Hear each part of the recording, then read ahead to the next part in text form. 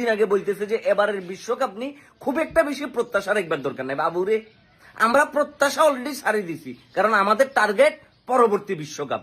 আর সেটা কোন বিশ্বকাপ, সেটা তার পরবর্তী বিশ্বকাপে কি জানাই দেওয়া হইব।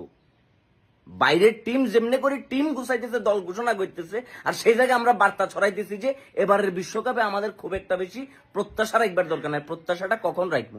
কেয়ামতের আগে কেন? ইসরাফিল যখন সিঙ্গার বিটে ফু দিব তখন নি। দিন যায়, মাস যায়, বছর যায়, কিন্তু আমাদের খেলার ধরন চেঞ্জ হবার কোনো সুযোগ নাই। আমরা সেই একই ফরম্যাটে আছি যে আমাদের টার্গেট পরবর্তী বিশ্বকাপ। উৎসাহ পেলে আরো ভালো খেলবো।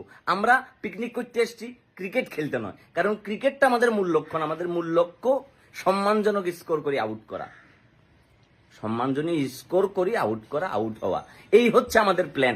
দিন শেষে আমরা ক্রিকেটটা বাদ দিয়ে টিকটকটা করতেছি বেশি। আমাদের ব্যাটে মনে করো যে বল চলে না, আমাদের মুখে প্রচুর পরিমাণে মনে করো যে উড়ান